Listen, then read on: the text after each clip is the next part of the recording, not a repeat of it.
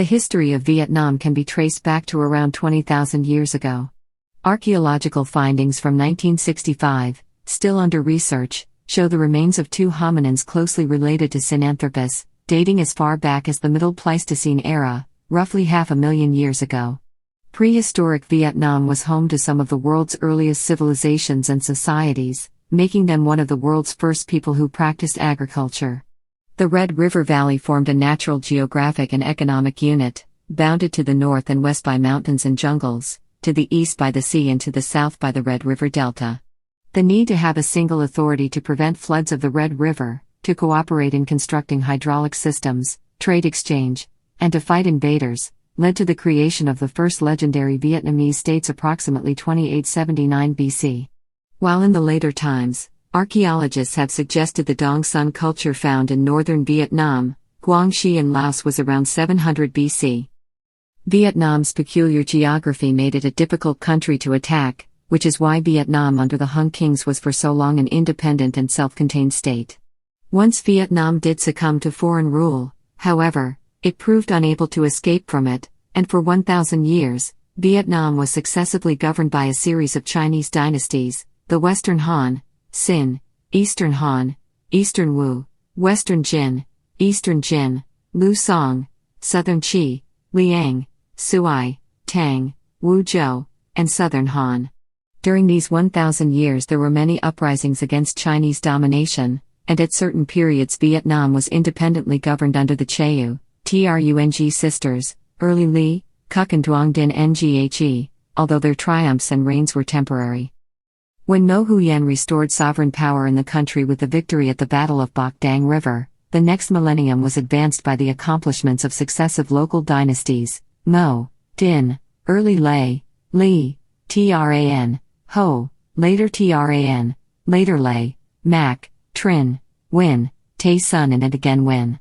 At various points during the imperial dynasties, Vietnam was ravaged and divided by civil wars and witnessed interventions by the Song, Yuan, Cham, Ming, Siamese, Qing, French, and Imperial Japan. The Ming Empire conquered the Red River Valley for a while before native Vietnamese regained control, and the French Empire reduced Vietnam to a French dependency for nearly a century, followed by an occupation by the Japanese Empire. During the French period, widespread malnutrition and brutality from the 1880s until Japan invaded in 1940 created deep resentment that fueled resistance to post-World War II military political efforts by France and the U.S. Political upheaval and communist insurrection put an end to the monarchy after World War II, and the country was proclaimed a republic. Prehistoric Period. The various people arrived on territory that constitutes the modern state of Vietnam in many stages, often separated by thousands of years. Australo-Melanesians were the first to settle in numbers during the Paleolithic and by around 30,000 years ago are present in all regions of Southeast Asia. In most lands they were eventually displaced from the coastal lowlands and pushed to the uplands and hinterlands by later immigrants. The territories of modern central and southern Vietnam, originally not belonging to the Vietnamese kingdom, were only conquered between the 14th and 18th centuries. The indigenous peoples of those lands had developed a distinct culture from the ancient Vietnamese in the Red River Delta region. The ancient Sawin culture of present-day central Vietnam is known for the quantities of iron objects and decorative items made from glass, semi-precious and precious stones such as agate, carnelian, rock crystal, amethyst, and nephrite. The Sawin, who maintained an extensive trade network, were most likely the predecessors of the Cham people.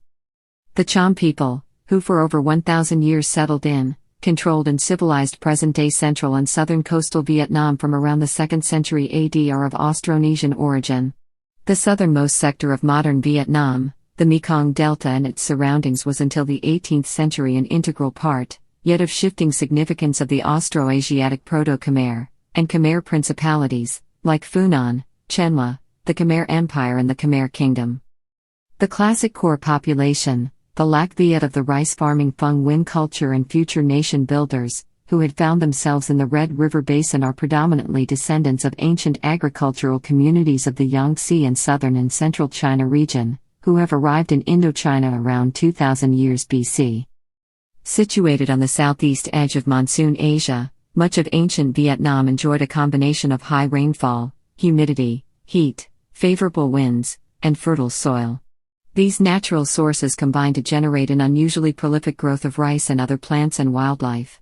This region's agricultural villages held well over 90% of the population. The high volume of rainy season water required villagers to concentrate their labor in managing floods, transplanting rice, and harvesting. These activities produced a cohesive village life with a religion in which one of the core values was the desire to live in harmony with nature and with other people. The way of life, centered in harmony, featured many enjoyable aspects that the people held beloved. Example included people not needing many material things, enjoyment of music and poetry, and living in harmony with nature. Fishing and hunting supplemented the main rice crop. Arrowheads and spears were dipped in poison to kill larger animals such as elephants. Betel nuts were widely chewed, and the lower classes rarely wore clothing more substantial than a loincloth. Every spring, a fertility festival was held which featured huge parties and sexual abandon. Since around 2000 BC, stone hand tools and weapons improved extraordinarily in both quantity and variety. Pottery reached a higher level of technique and decoration style. The Vietnamese people were mainly agriculturists, growing the wet rice oriza, which became the main staple of their diet. During the later stage of the first half of the second millennium BC, the first appearance of bronze tools took place despite these tools still being rare. By about 1000 BC, bronze replaced stone for about 40% of edged tools and weapons, rising to about 60%. Here, there were not only bronze weapons, axes, and personal ornaments, but also sickles and other agriculture tools.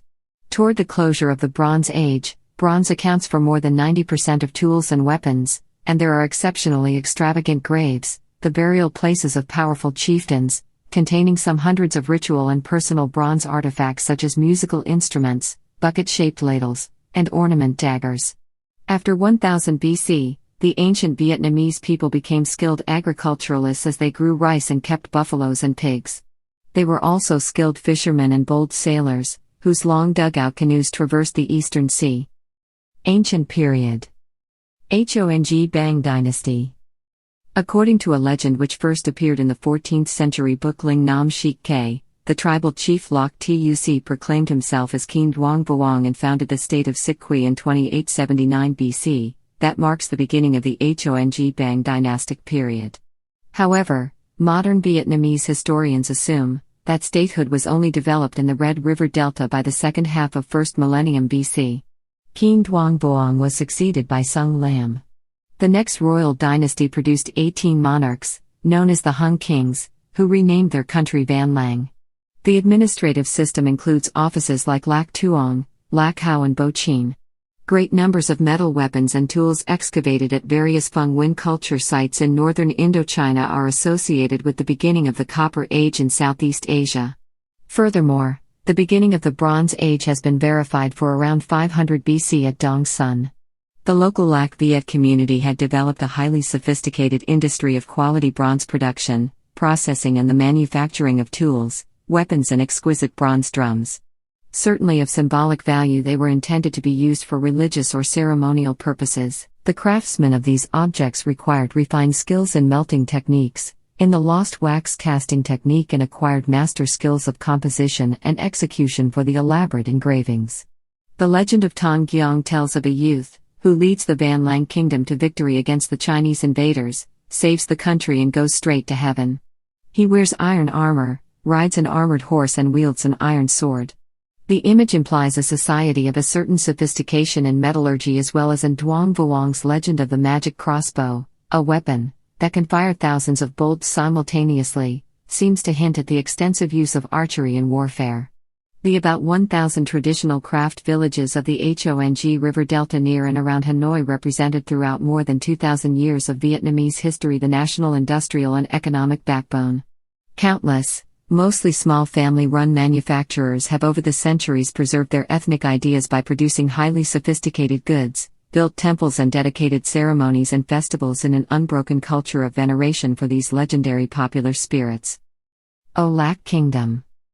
By the 3rd century BC, another Viet group, the O Viet, emigrated from present-day southern China to the Hong River Delta and mixed with the indigenous Van Lang population.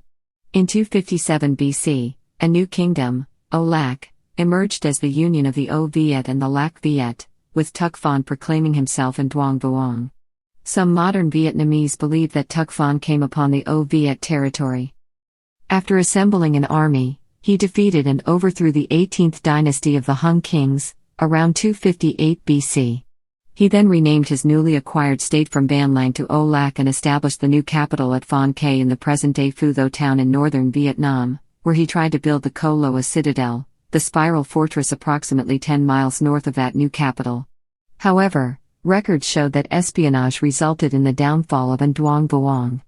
At his capital, Co Loa, he built many concentric walls around the city for defensive purposes.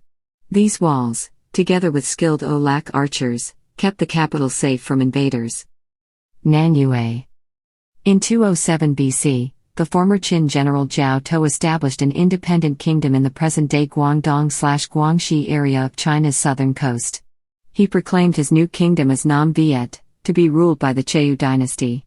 Cheu De later appointed himself a commandant of central Guangdong, closing the borders and conquering neighboring districts, and titled himself King of Nam Viet. In 179 BC, he defeated King Duong Vuong and annexed O-Lac. The period has been given some controversial conclusions by Vietnamese historians, as some consider Cheu's rule as the starting point of the Chinese domination, since Cheu De was a former Qin general, whereas others consider it still an era of Vietnamese independence as the Cheu family and Nam Viet were assimilated into local culture. They ruled independently of what then constituted the Han Empire. At one point, Cheu De even declared himself emperor, equal to the Han Emperor in the north. Chinese rule. First Chinese domination. In 111 BC, Han China invaded Nam Viet and established new territories, dividing Vietnam into Giao Khai, now the Red River Delta, Cu Chan from modern-day Thanh Hoa to Ha Tinh, and Miet Nam, from modern-day Quang Binh to Hue. While governors and top officials were Chinese, the original Vietnamese nobles from the Hong Bang period still managed in some of the highlands. During this period, Buddhism was introduced into Vietnam from India via the Maritime Silk Road, while Taoism and Confucianism spread to Vietnam through the Chinese rules. Trung Sisters Rebellion. Main articles: Trung Sisters and Trung Sisters Rebellion. In February 40 AD, the Trung sisters led a successful revolt against Han governor Su Ding and recaptured 65 states. Trac, angered by the killing of her husband by Su Dong, led the revolt together with her sister, Trung Nhi. Trung Trac later became the queen. In 43 AD, Emperor Guangwu of Han sent his famous general Ma Yuan with a large army to quell the revolt. After a long, difficult campaign, Ma Yuan suppressed the uprising and the Trung sisters committed suicide to avoid capture. To this day, the Trung sisters are revered in Vietnam as the national symbol of Vietnamese women. Second Chinese domination. Learning a lesson from the Trung revolt, the Han and other successful Chinese dynasties took measures to eliminate the power of the Vietnamese nobles. The Vietnamese elites were educated in Chinese culture and politics. A Giao Khai prefect, Shi Xie, ruled Vietnam as an autonomous warlord for 40 years and was posthumously deified by later Vietnamese monarchs. Shi Xie pledged loyalty to Eastern Wu of the Three Kingdoms era of China.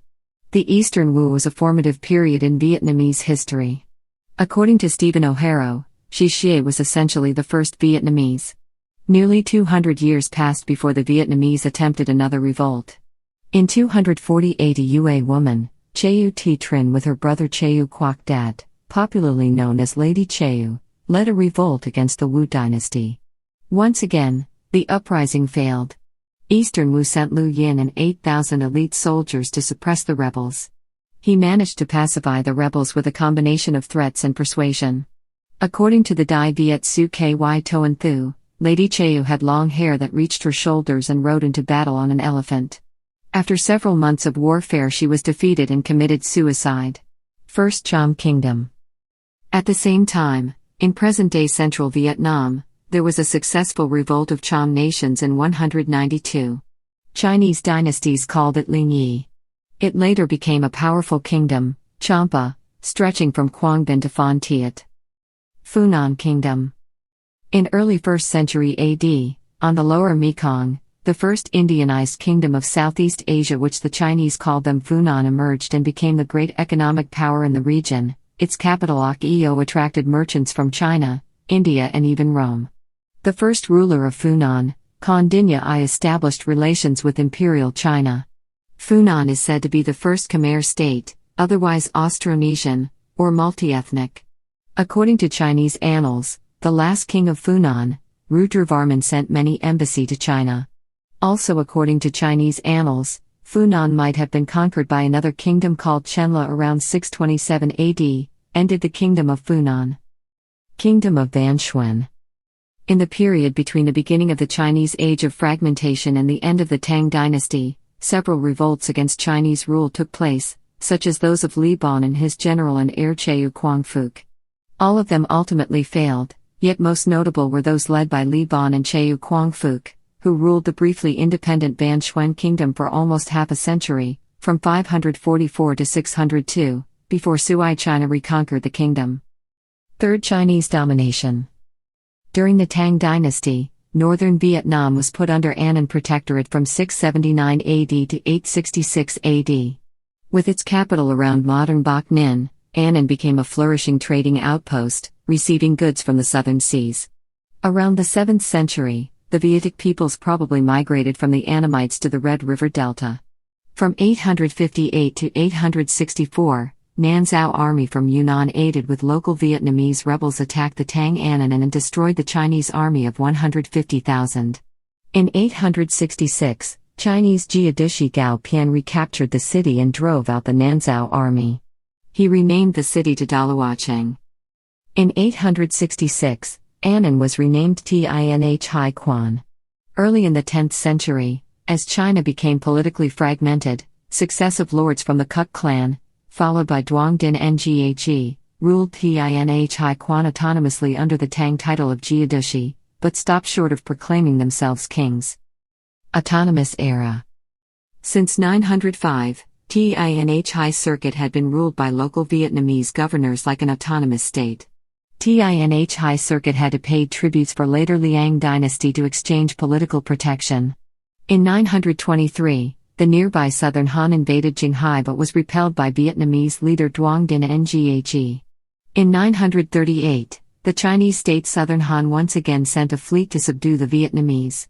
General Ngo Huyen, Duongdin Nghe's son-in-law, defeated the Southern Han fleet at the Battle of Bac Dang.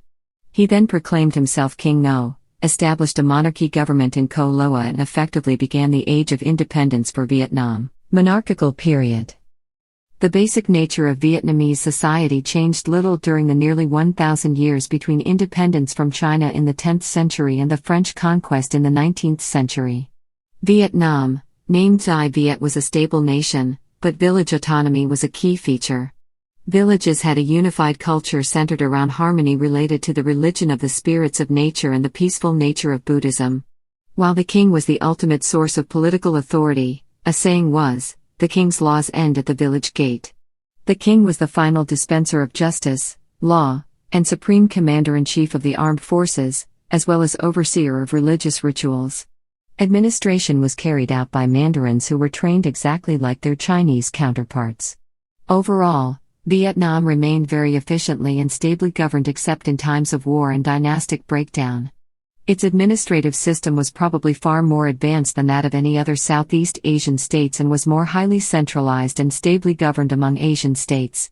No serious challenge to the king's authority ever arose, as titles of nobility were bestowed purely as honors and were not hereditary. Periodic land reforms broke up large estates and ensured that powerful landowners could not emerge. No religious/priestly class ever arose outside of the mandarins either.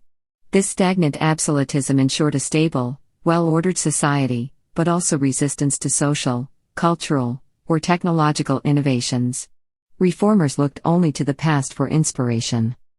Literacy remained the province of the upper classes. Initially, Chinese was used for writing purposes, but by the 11th century, a set of derivative characters known as Chu Nam emerged that allowed native Vietnamese words to be written. However, it remained limited to poetry, literature, and practical texts like medicine, while all state and official documents were written in classical Chinese. Aside from some mining and fishing, agriculture was the primary activity of most Vietnamese, and economic development and trade were not promoted or encouraged by the state. Independent Era. No, Dinh, and early Lei dynasties. No Huyen in 939 declared himself king but died after only 5 years.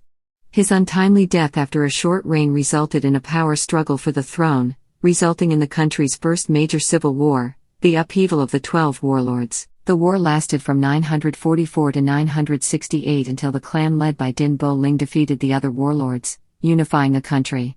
Dinh Bo Ling founded the Dinh dynasty and proclaimed himself Dinh Tien Huang and renamed the country from Tinh Hai Quan to Dai Co Viet, with its capital in the city of Hoa Lu. The new emperor introduced strict penal codes to prevent chaos from happening again. He then tried to form alliances by granting the title of queen to 5 women from the 5 most influential families. Dai La became the.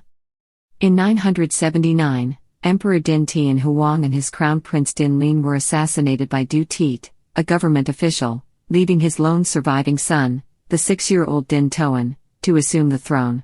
Taking advantage of the situation, Song China invaded Dai Co Viet. Facing such a grave threat to national independence, the commander of the armed forces, Lei Hon, took the throne, replaced the House of Dinh and established the House of Lei. A capable military tactician, Lei Hon realized the risks of engaging the mighty Song troops head-on, thus he tricked the invading army into Chi Lang Pass, then ambushed and killed their commander, quickly ending the threat to his young nation in 981. The Song dynasty withdrew their troops and Lei Hon was referred to in his realm as Emperor Dai Han. Emperor Lei Dai Han was also the first Vietnamese monarch who began the southward expansion process against the Kingdom of Champa. Emperor Lei Dai Han's death in 1005 resulted in infighting for the throne amongst his sons. The eventual winner, Lei Long Dinh, became the most notorious tyrant in Vietnamese history. He devised sadistic punishments of prisoners for his own entertainment and indulged in deviant sexual activities. Toward the end of his short life, he died at the age of 24. Lei Long Dinh had become so ill that he had to lie down when meeting with his officials in court. Li Dynasty, Tran Dynasty and Ho Dynasty. When the king Lei Long Dinh died in 1009, a palace guard commander named Li Kong Un was nominated by the court to take over the throne, and founded the Li Dynasty. This event is regarded as the beginning of another golden era in Vietnamese history, with the following dynasties inheriting the Li Dynasty's prosperity and doing much to maintain and expand it. The way Li Kong Un ascended to the throne was rather uncommon in Vietnamese history.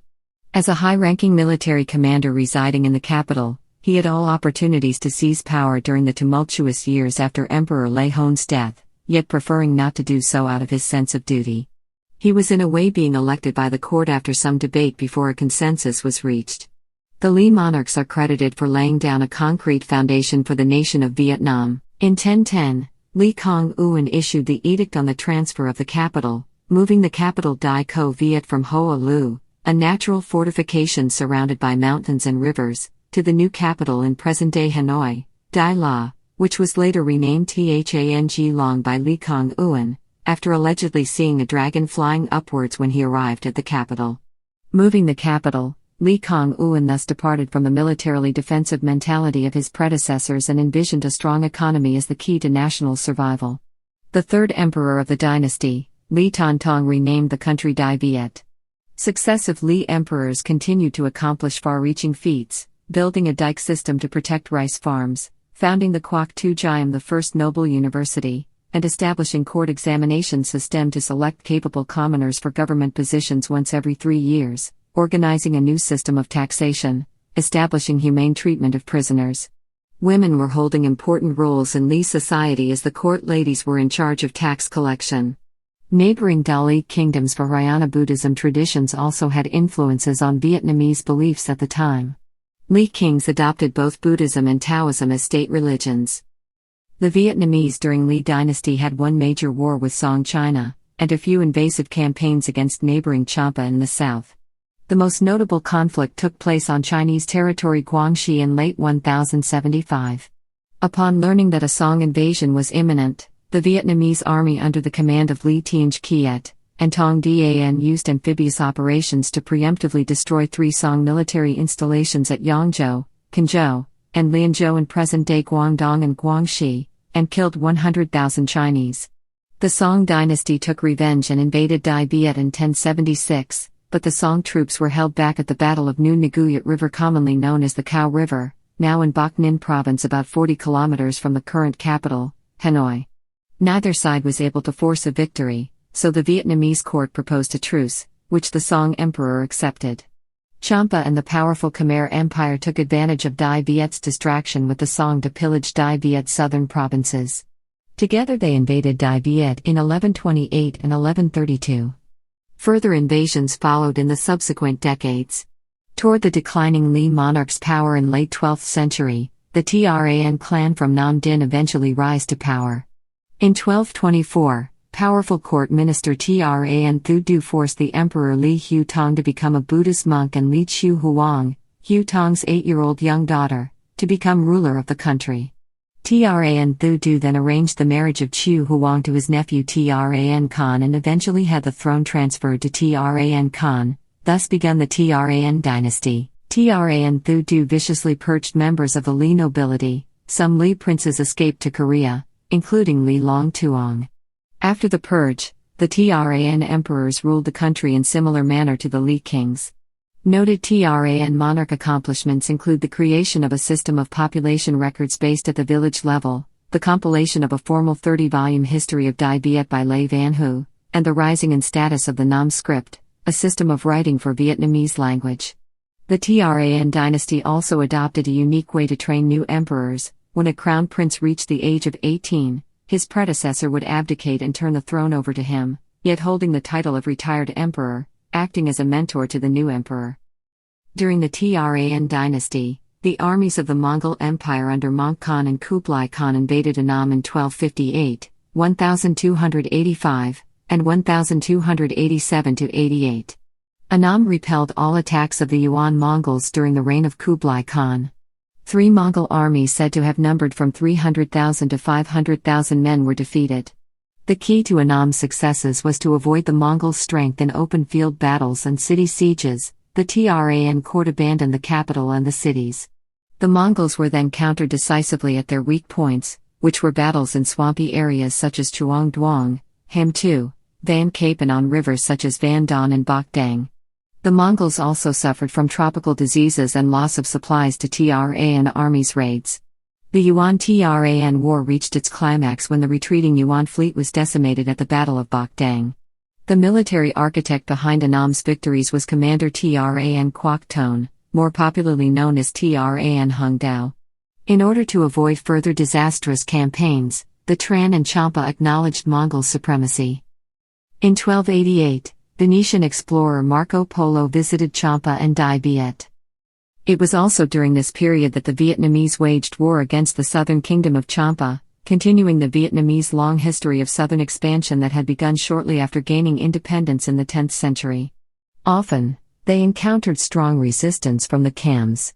After the successful alliance with Champa during the Mongol invasion, King Tran Nhan Tong of Dai Viet gained 2 Champa provinces, located around present-day Hue, through the peaceful means of the political marriage of Princess Nguyen Tran to Cham King Jaya Sim of Armen III. Not long after the nuptials, the king died, and the princess returned to her northern home in order to avoid a Cham custom that would have required her to join her husband in death. Champa was made a tributary state of Vietnam in 1312, but 10 years later they regained independence and eventually waged a 30-years-long war against the Vietnamese, in order to regain these lands and encouraged by the decline of Dai Viet in the course of the 14th century. Cham troops led by King Che Bongga killed King Tran Du Tong through a battle in Vijaya. Multiple Cham northward invasions from 1371 to 1390 put Vietnamese capital Thang Long and Vietnamese economy in destruction. However, in 1390 the Cham naval offensive against Hanoi was halted by the Vietnamese general Tran Ka Chan, whose soldiers made use of cannons. The wars with Champa and the Mongols left Dai Viet exhausted and bankrupt. The Tran family was in turn overthrown by one of its own court officials, Ho Quy Ly.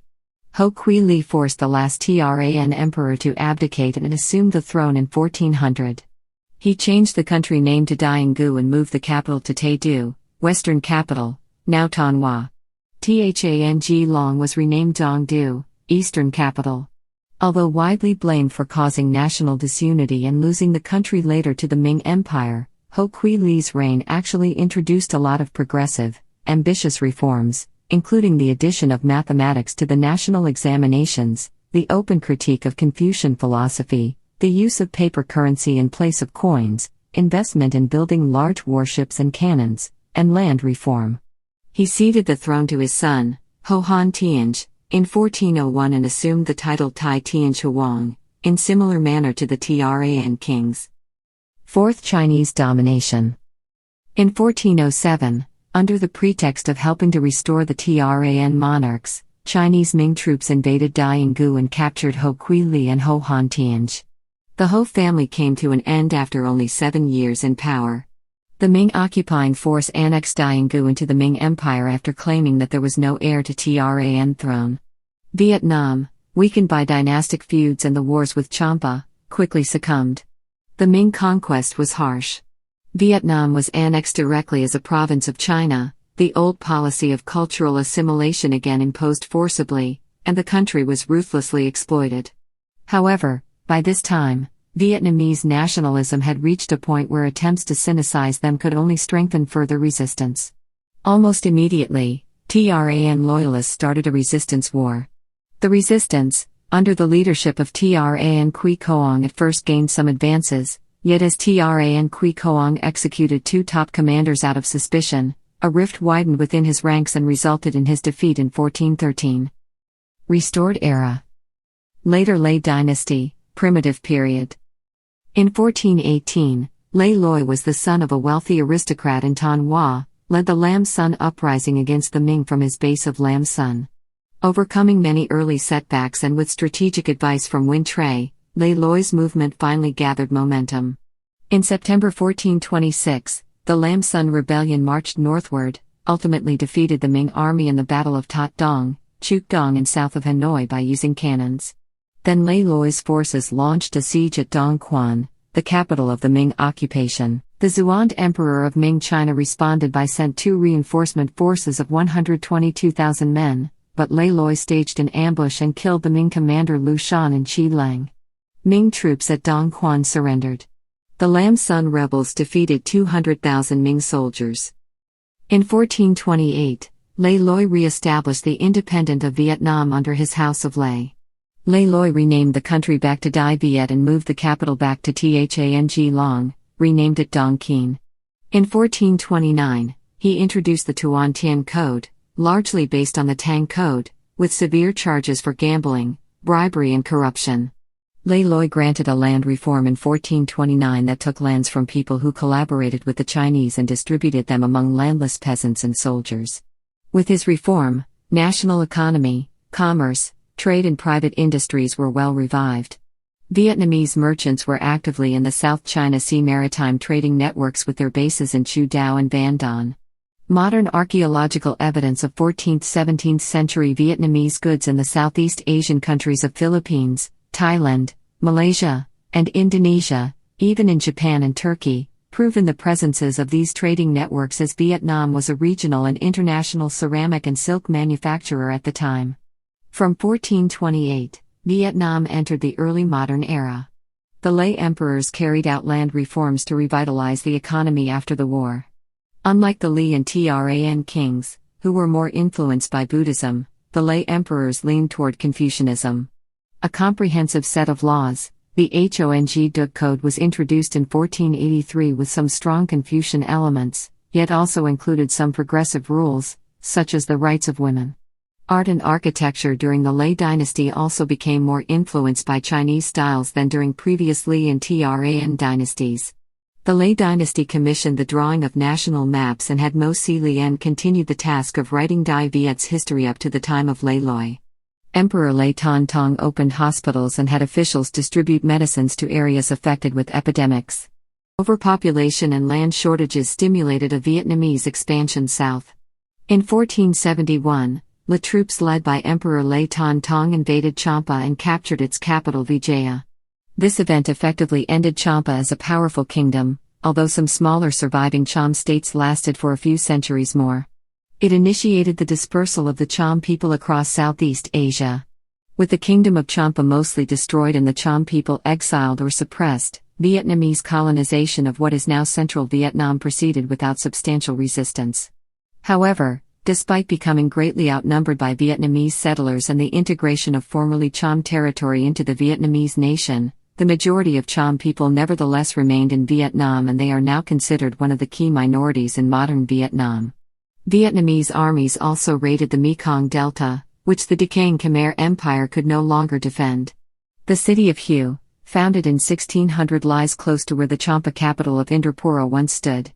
In 1479, Lê Tôn Tong also campaigned against Laos in the Vietnamese Lao War and captured its capital Luang Prabang, in which later the city was totally ransacked and destroyed by the Vietnamese. He made further incursions westwards into the Irrawaddy River region in modern-day Burma before withdrawing. After the death of Lê Tôn Tong, Vietnam fell into a swift decline, with 6 rulers and within 30 years of failing economy, natural disasters and rebellions raged through the country. European traders and missionaries, reaching Vietnam in the midst of the Age of Discovery, were at first Portuguese, and started spreading Christianity since 1533. Decentralized period.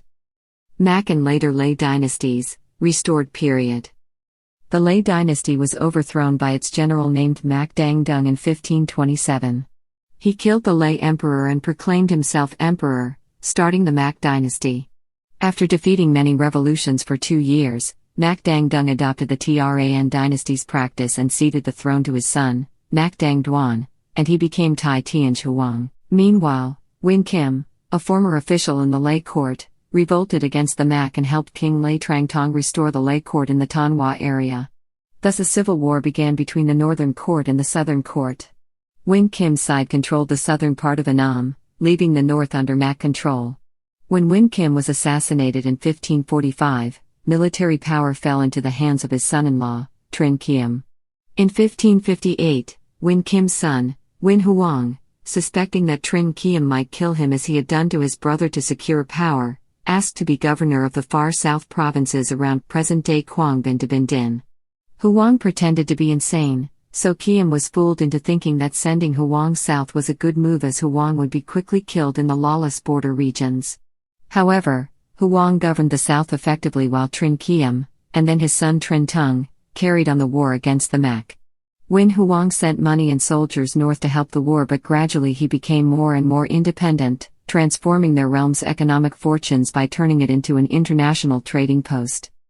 The civil war between the Lê Trinh and Mac dynasties ended in 1592, when the army of Trinh Tung conquered Hanoi and executed King Mac Mao Hop.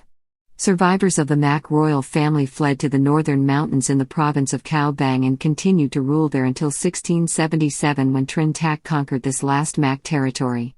The Lê monarchs, ever since Win Kim's restoration, only acted as figureheads. After the fall of the Mac dynasty, all real power in the north belonged to the Trinh lords. Meanwhile, the Ming court reluctantly decided on a military intervention into the Vietnamese Civil War, but Mac Dang Dung offered ritual submission to the Ming Empire, which was accepted. Since late 16th century, trades and contacts between Japan and Vietnam increased as they established relationship in 1591. The Tokugawa shogunate of Japan and Governor Win Huang of Quang Nam exchanged total 34 letters from 1589 to 1612, and a Japanese town was established in the city of Hoi An in 1604. Trinh and Win lords. In the year 1600, Win Huang also declared himself lord and refused to send more money or soldiers to help the Trinh. He also moved his capital to Phu Xuan, modern-day Hue. Win Huang died in 1613 after having ruled the south for 55 years. He was succeeded by his sixth son, Win Phuc Win, who likewise refused to acknowledge the power of the Trinh, yet still pledged allegiance to the Lê monarch. Trinh Trang succeeded Trinh Tung, his father, upon his death in 1623. Trang ordered Win Phuc Win to submit to his authority. The order was refused twice. In 1627, Trinh Trang sent 150,000 troops southward in an unsuccessful military campaign. The Trinh were much stronger, with a larger population, economy and army, but they were unable to vanquish the Nguyen, who had built 2 defensive stone walls and invested in Portuguese artillery. The Tran-Nguyen War lasted from 1627 until 1672. The Tran army staged at least 7 offensives, all of which failed to capture Fushun. For a time, starting in 1651, the Nguyen themselves went on the offensive and attacked parts of Tran territory. However, the Tran, under a new leader, Tran Tak, forced the Nguyen back by 1655. After one last offensive in 1672, Tran Tak agreed to a truce with the Nguyen lord Nguyen Phuc Tan. The country was effectively divided in two. Advent of Europeans and southward expansion. The West's exposure to Annam and Annamese exposure to Westerners dated back to 166 AD with the arrival of merchants from the Roman Empire, to 1292 with the visit of Marco Polo, and the early 16th century with the arrival of Portuguese in 1516 and other European traders and missionaries. Alexander de Rhodes, a Jesuit priest from the Papal States, improved on earlier work by Portuguese missionaries and developed the Vietnamese Romanized alphabet Chu Quoc Ngu and Dictionarium Annamiticum Lucitanum et Latinum in 1651. Jesuits in the 17th century established a firm foundation of Christianity in both domains of Dang Nguyen and Dang Trong. Various European efforts to establish trading posts in Vietnam failed, but missionaries were allowed to operate for some time until the Mandarins began concluding that Christianity was a threat to the Confucian social order since it condemned ancestor worship as idolatry. Vietnamese authorities' attitudes to Europeans and Christianity hardened as they began to increasingly see it as a way of undermining society. Between 1627 and 1775, 2 powerful families had partitioned the country. The Nguyen lords ruled the south and the Tran lords ruled the north. The Tran-Nguyen War gave European traders the opportunities to support each side with weapons and technology. The Portuguese assisted the Nguyen in the south while the Dutch helped the Tran in the north. The Tran and the Nguyen maintained a relative peace for the next 100 years, during which both sides made significant accomplishments. The Tran created centralized government offices in charge of state budget and producing currency, unified the weight units into a decimal system, established printing shops to reduce the need to import printed materials from China, opened a military academy, and compiled history books. Meanwhile, the Nguyen lords continued the southward expansion by the conquest of the remaining Cham land. Viet settlers also arrived in the sparsely populated area known as Water Chenla, which was the lower Mekong Delta portion of the former Khmer Empire, between the mid-17th century to mid-18th century. As the former Khmer Empire was weakened by internal strife and Siamese invasions, the Nguyen lords used various means: political marriage, diplomatic pressure, political and military favors, to gain the area around present-day Saigon and the Mekong Delta. The Nguyen army at times also clashed with the Siamese army to establish influence over the former Khmer Empire. Tae Sun Dynasty. In 1771, the Tae Sun Revolution broke out in Quy Nhon, which was under the control of the Nguyen lord. The leaders of this revolution were 3 brothers named Nguyen Ngoc, Nguyen Lu, and Nguyen Hue, not related to the Nguyen lord's family. In 1773, Tae Sun rebels took Quy Nhon as the capital of the revolution. Tae Sun brothers' forces attracted many poor peasants, workers, Christians, ethnic minorities in the Central Highlands and Cham people who had been oppressed by the Nguyen lord for a long time, and also attracted to ethnic Chinese merchant class, who hoped the Tae Sun revolt will spare down the heavy tax policy of the Nguyen lord. However, their contributions later were limited due to Tae Sun's nationalist anti-Chinese sentiment. By 1776, the Tae Sun had occupied all of the Nguyen lord's land and killed almost the entire royal family. The surviving Prince Nguyen Phuc An fled to Siam, and obtained military support from the Siamese king. Nguyen An came back with 50,000 Siamese troops to regain power, but was defeated at the Battle of Rach Gam Zoi Mood and almost killed. Nguyen An fled Vietnam, but he did not give up. The Tae Sun army commanded by Nguyen Hue marched north in 1786 to fight the Tran lord, Tran Khai. The Tran army failed and Tran Khai committed suicide. The Tae Sun army captured the capital in less than 2 months. The last Lei emperor, Lei Chu Thong, fled to Qing China and petitioned the Qianlong emperor in 1788 for help. The Qianlong emperor supplied Lei Chu Thong with a massive army of around 200,000 troops to regain his throne from the usurper. In December 1788, When Hu III Tae Sun brother proclaimed himself Emperor Quang Trung and defeated the Qing troops with 100,000 men in a surprise 7-day campaign during the Lunar New Year. There was even a rumor saying that Quang Trung had also planned to conquer China, although it was unclear. During his reign, Quang Trung envisioned many reforms but died by unknown reason on the way march south in 1792, at the age of 40. During the reign of Emperor Quang Trung, Dai Viet was in fact divided into 3 political entities. The Tae Sun leader, Win Ngoc, ruled the center of the country from his capital Qingyun. Emperor Quang Trung ruled the north from the capital Fu Xuanhu.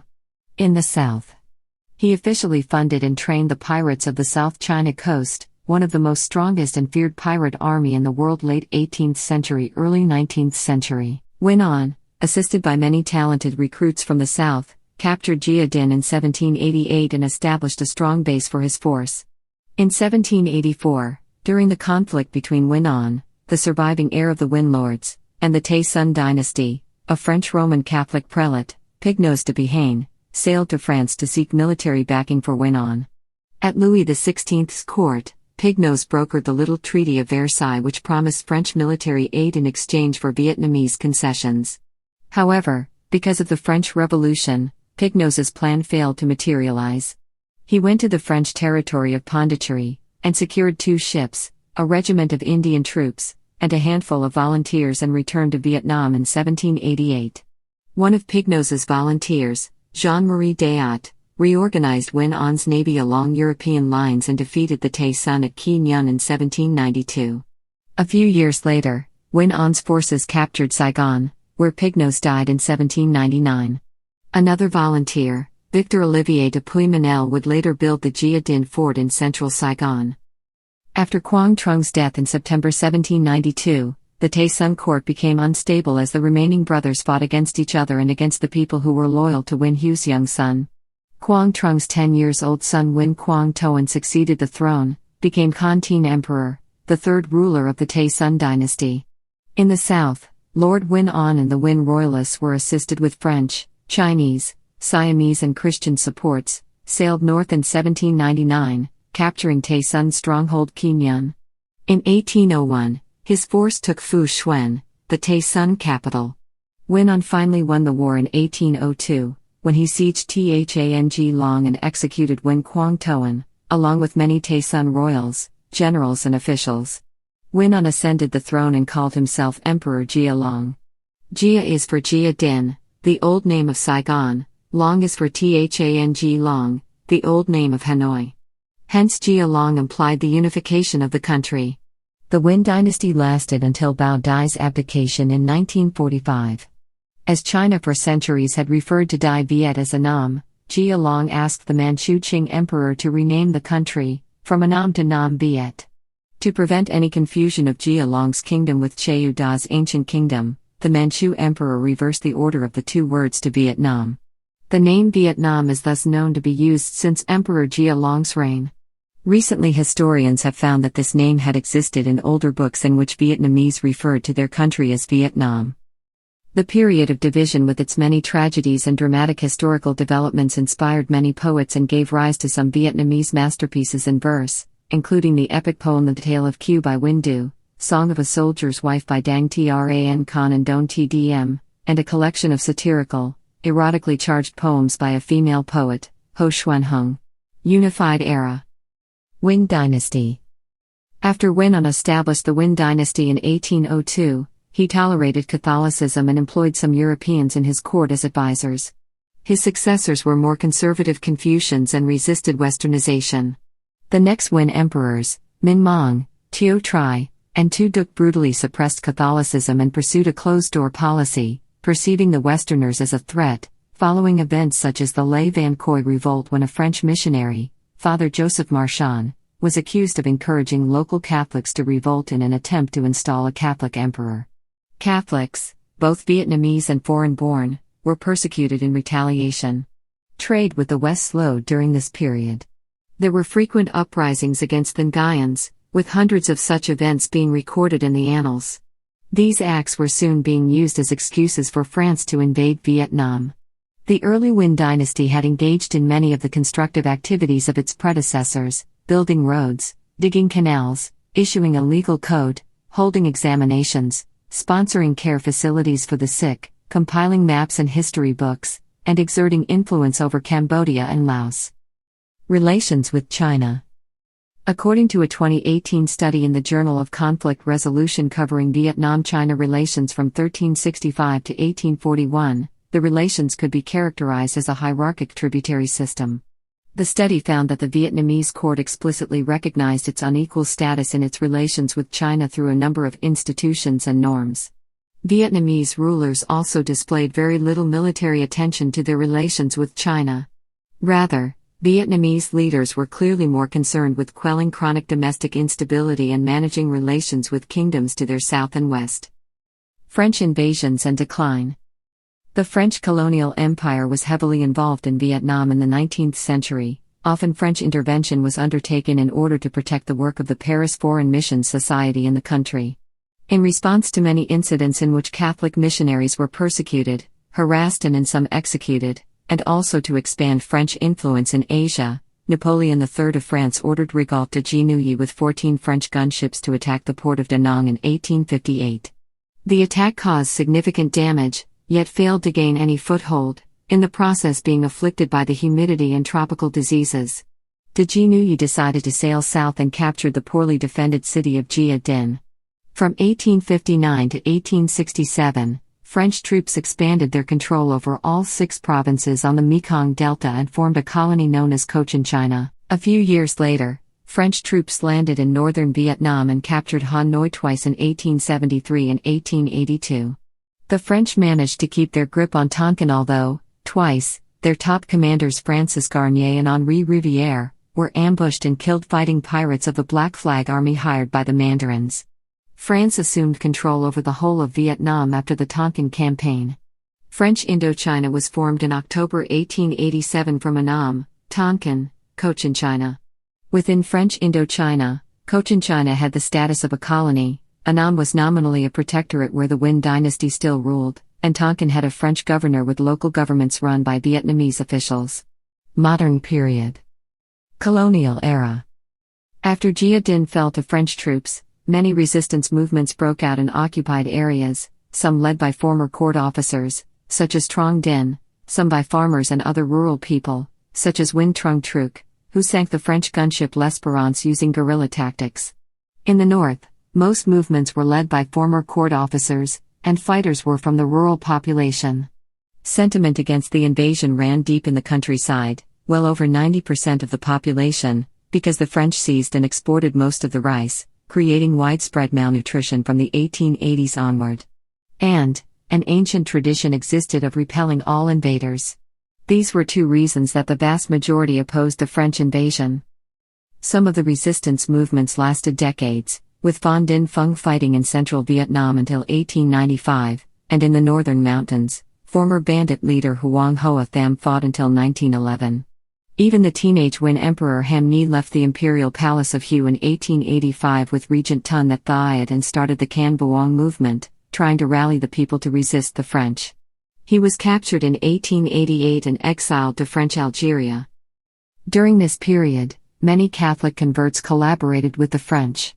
This gave Catholics an aura of subversion and treachery, stated Neil Sheehan in A Bright Shining Lie, and people who sided with the French were called country sellers. By siding with the invaders, Catholics gained the impression of being a foreign body, said cultural expert Hunak. Catholics assisted, Jean Chesnos wrote, in breaking the isolation of the French troops. Likewise, Paul Isert reported, the insurrection in Annam was liquidated thanks to the information the French received from the Vietnamese Catholics. Some information was obtained in confessionals.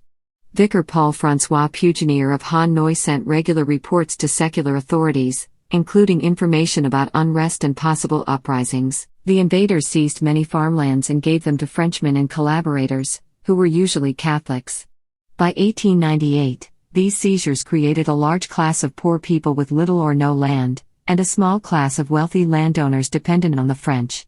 In 1905, a Frenchman observed that traditional Annamite society, so well organized to satisfy the needs of the people has, in the final analysis, been destroyed by us. This split in society lasted into the war in the 1960s. Guerrillas of the Can Vuong movement killed around a third of Vietnam's Christian population during the Resistance War. Decades later, two more Nguyen kings, Ton Tai and Duy Tan, were also exiled to Africa for having anti-French tendencies. The former was deposed on the pretext of insanity, and Duy Tan was caught in a conspiracy with the Mandarin Tran Cao Van trying to start an uprising. However, lack of modern weapons and equipment prevented these resistance movements from being able to engage the French in open combat. The various anti-French started by Mandarins were carried out with the primary goal of restoring the old feudal society. However, by 1900 a new generation of Vietnamese were coming of age who had never lived in pre-colonial Vietnam. These young activists were as eager as their grandparents to see independence restored, but they realized that returning to the feudal order was not feasible and that modern technology and governmental systems were needed. Having been exposed to Western philosophy, they aimed to establish a republic upon independence, departing from the royalist sentiments of the Can Vuong movements. Some of them set up Vietnamese independence societies in Japan, which many viewed as a model society. There emerged two parallel movements of modernization. The first was the Dongdoo Movement, started in 1905 by Phan Boi Chau. Chau's plan was to send Vietnamese students to Japan to learn modern skills, so that in the future they could lead a successful armed revolt against the French. With Prince Quang Da, he started two organizations in Japan, Duy Tan Hoi and Vietnam Cong Hien Hoi. Due to French diplomatic pressure, Japan later deported Chau.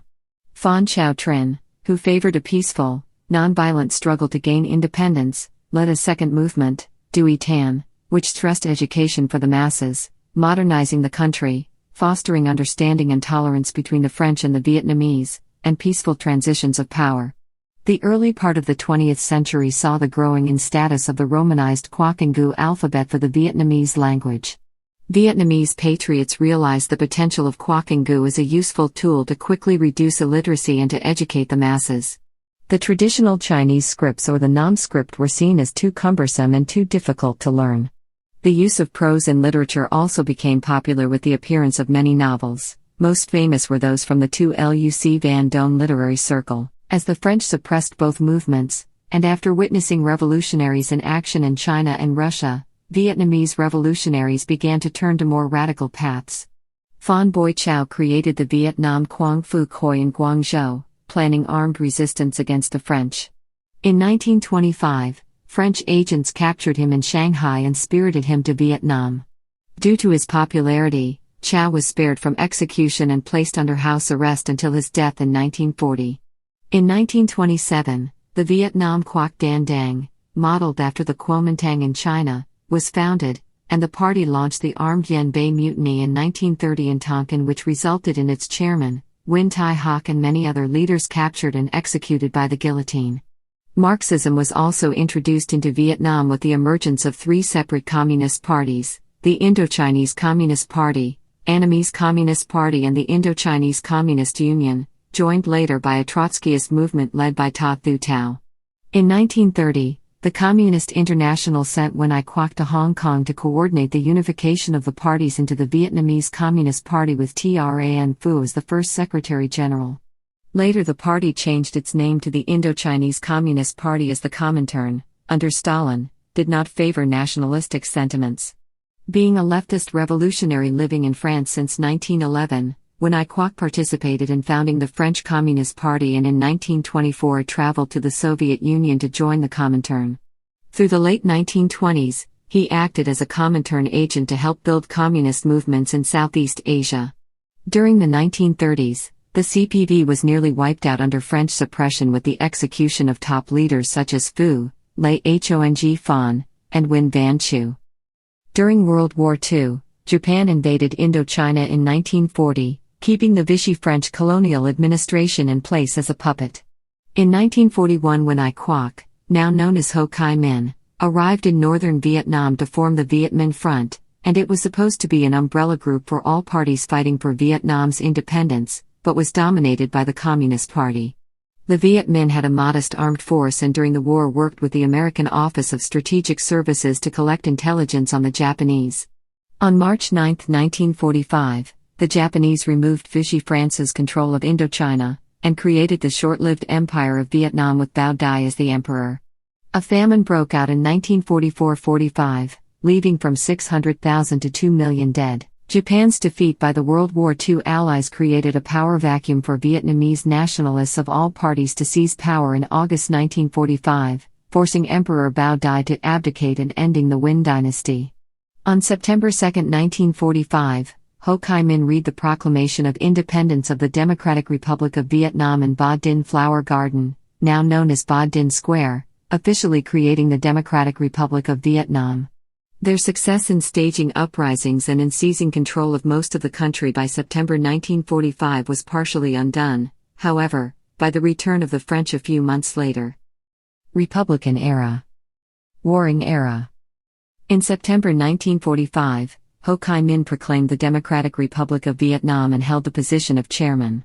Communist rule was cut short, however, by Allied occupation forces whose presence tended to support the Communist Party's political opponents. In 1946, Vietnam had its first National Assembly election, which drafted the first constitution, but the situation was still precarious. The French tried to regain power by force. Some Cochin-Chinese politicians formed a seceding government, the Republic of Cochinchina, while the non-communist and communist forces were engaging each other in sporadic battle. Stalinists purged Trotskyists. Religious sects and resistance groups formed their own militias. The communists eventually suppressed all non-communist parties but failed to secure a peace deal with France. Full-scale war broke out between the Viet Minh and France in late 1946, and the First Indochina War officially began.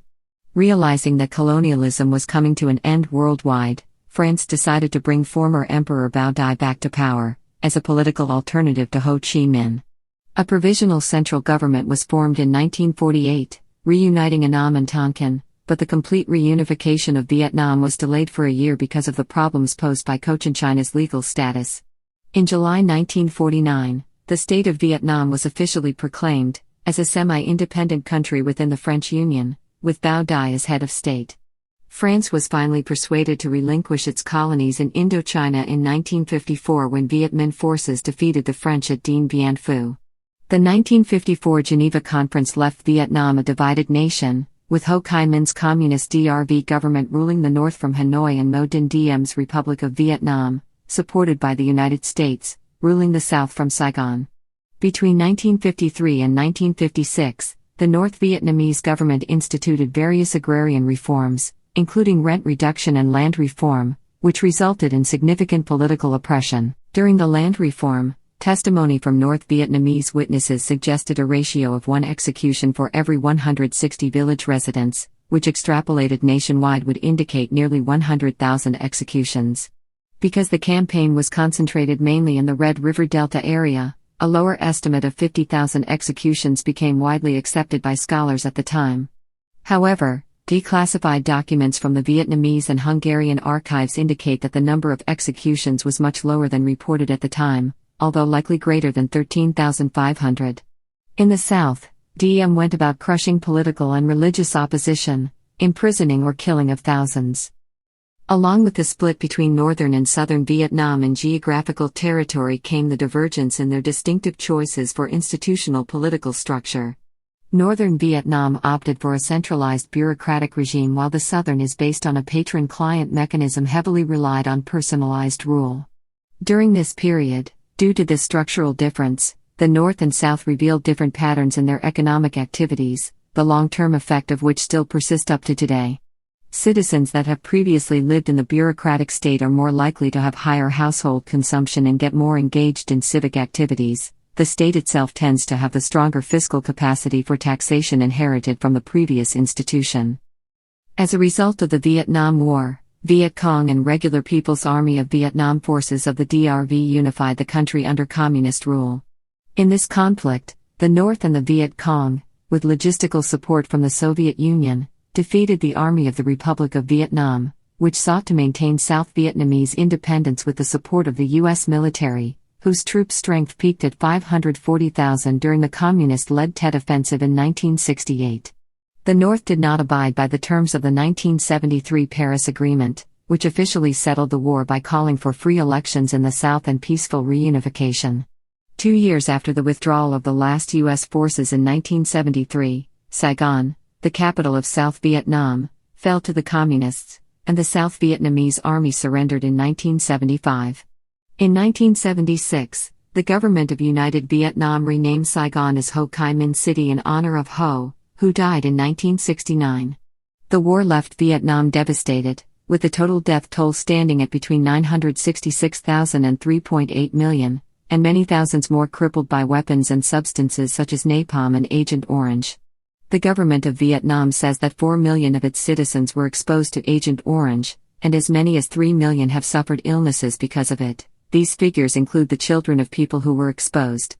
The Red Cross of Vietnam estimates that up to 1 million people are disabled or have health problems due to contaminated Agent Orange. The United States government has challenged these figures as being unreliable. Unified Era. In the post-1975 period, it was immediately apparent that the effectiveness of Communist Party policies did not necessarily extend to the party's peacetime nation-building plans. Having unified North and South politically, the CPV still had to integrate them socially and economically. In this task, CPV policymakers were confronted with the South's resistance to communist transformation, as well as traditional animosities arising from cultural and historical differences between North and South. In the aftermath of the war, under Le Duan's administration, there were no mass executions of South Vietnamese who had collaborated with the U.S. or the Saigon government, confounding Western fears. However, up to 300,000 South Vietnamese were sent to re-education camps, where many endured torture, starvation, and disease while being forced to perform hard labor. The new Economic Zones program was implemented by the Vietnamese Communist government after the fall of Saigon. Between 1975 and 1980, more than 1 million Northerners migrated to the South and Central regions formerly under the Republic of Vietnam. This program, in turn, displaced around 750,000 to over 1 million Southerners from their homes and forcibly relocated them to uninhabited mountainous forested areas. Compounding economic difficulties were new military challenges. In the late 1970s, Cambodia under the Khmer Rouge regime started harassing and raiding Vietnamese villages at the common border. To neutralize the threat, Vietnam invaded Cambodia in 1978 and overran its capital of Phnom Penh, driving out the incumbent Khmer Rouge regime. In response, as an action to support the pro-Beijing Khmer Rouge regime, China increased its pressure on Vietnam, and sent troops into northern Vietnam in 1979 to punish Vietnam. Relations between the two countries had been deteriorating for some time. Territorial disagreements along the border and in the South China Sea that had remained dormant during the Vietnam War were revived at the war's end, and a post-war campaign engineered by Hanoi against the ethnic Chinese Hoa community elicited a strong protest from Beijing. China was displeased with Vietnam's alliance with the Soviet Union. During its prolonged military occupation of Cambodia in 1979-89, Vietnam's international isolation extended to relations with the United States. The United States, in addition to citing Vietnam's minimal cooperation and accounting for Americans who were missing in action as an obstacle to normal relations, barred normal ties as long as Vietnamese troops occupied Cambodia. Washington also continued to enforce the trade embargo imposed on Hanoi at the conclusion of the war in 1975. The harsh post-war crackdown on remnants of capitalism in the South led to the collapse of the economy during the 1980s. With the economy in shambles, the communist government altered its course and adopted consensus policies that bridged the divergent views of pragmatists and communist traditionalists. Throughout the 1980s, Vietnam received nearly $3 billion a year in economic and military aid from the Soviet Union and conducted most of its trade with the USSR and other Comecon countries. In 1986, Nguyen Van Linh, who was elevated to CPV General Secretary the following year, launched a campaign for political and economic renewal. His policies were characterized by political and economic experimentation that was similar to simultaneous reform agenda undertaken in the Soviet Union. Reflecting the spirit of political compromise, Vietnam phased out its re-education effort.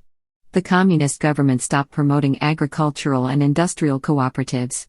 Farmers were permitted to till private plots alongside state-owned land, and in 1990 the communist government passed a law encouraging the establishment of private businesses. Renovated Era. After President Bill Clinton visited Vietnam in 2000, it virtually marked the new era of Vietnam. Vietnam has become an increasingly attractive destination of economic development. Throughout that time, Vietnam has played a more significant role in the world stage. Its economic reforms successfully changed Vietnam and making Vietnam more relevant in the ASEAN and international stage. Also, due to Vietnam's importance, many powers turned to be favoring Vietnam for their circumstances. However, Vietnam also faces disputes, mostly with Cambodia over the border, and especially, China, over the South China Sea. In 2016, President Barack Obama became the third U.S. head of state to visit Vietnam, helping normalize relations into a higher level, by lifting embargo of lethal weapons, allowing Vietnam to buy lethal weapons and modernize its military. Vietnam is expected to be a newly industrialized country, and also, a regional power in the future. Vietnam is one of next 11 countries,